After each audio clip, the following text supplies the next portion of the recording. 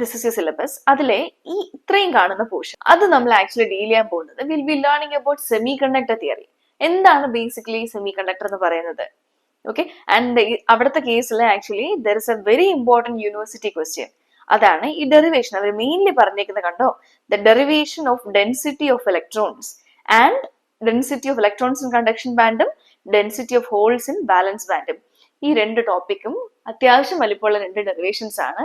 And നിങ്ങൾ ചുമ്മാതെ കാണാതെ പഠിക്കാൻ നിൽക്കുകയാണെങ്കിൽ ഭയങ്കര ബുദ്ധിമുട്ടുള്ള രണ്ട് ഡെറിവേഷൻസ് ആണ്. മനസ്സിലായോ?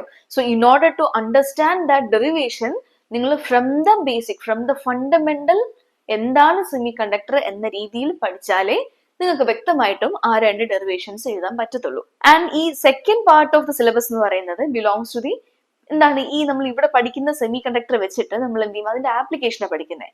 അതേതാ സെമി കണ്ടക്ടർ യൂസ് ചെയ്ത് നമുക്ക് എങ്ങനെ ഒരു PN ജംഗ്ഷൻ ഡയോഡ് ഉണ്ടാക്കാൻ പറ്റും എന്ന കോൺസെപ്റ്റ് ആണ് ആക്ച്വലി നമ്മളിവിടെ പഠിക്കുന്നത്. ഇപ്പൊ ഈ എൻറ്റയർ മോഡ്യൂൾ എന്താണ് സെമി കണ്ടക്ടറിനെ പറ്റി നമ്മൾ പഠിക്കുന്നത്.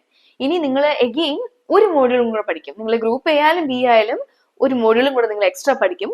അതിൽ ഫുൾ എന്തായിരിക്കും, ഈ സെമി കണ്ടക്ടറിന്റെ ആപ്ലിക്കേഷൻസ് എന്തായിരിക്കും എന്നാണ് പഠിക്കാൻ പോകുന്നത്. ലൈക്ക് എന്താണ് ടണൽ ഡയോഡ്, എന്താണ് അവലാൻഷ് ഡയോഡ്, എന്താണ് സോളാർ സെല്ല്, ഫോട്ടോ ഡിറ്റക്ടേഴ്സ്, പിൻ ഫോട്ടോ ഡിറ്റക്ടർ, ഇതൊക്കെ ഇമ്പോർട്ടന്റ് ആയിട്ട് യൂണിവേഴ്സിറ്റിയിൽ ചോദിക്കുന്ന ഓരോരോ ക്വസ്റ്റ്യൻസ് ആണ്.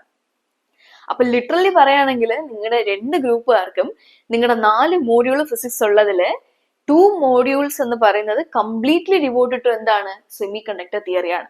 രണ്ട് ഡെറിവേഷൻ ആണ് നിങ്ങളുടെ ഈ മോഡ്യൂളിൽ ഡെഫിനറ്റ്ലി ചോദിക്കാൻ പോകുന്ന ഒരു യൂണിവേഴ്സിറ്റി ക്വസ്റ്റൻ ആണ്. It will be either the derivation of density of electrons in conduction band അല്ലെങ്കിൽ the density of holes in valence band.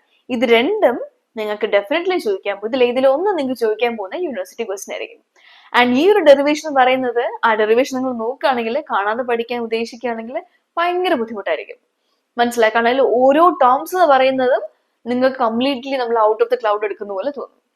So in order to understand that, നിങ്ങൾക്ക് ആ ഡെറിവേഷൻ കറക്റ്റ് ആയിട്ട് മനസ്സിലാക്കി തരാൻ വേണ്ടിയിട്ട് I will start from the very beginning of the semiconductor theory.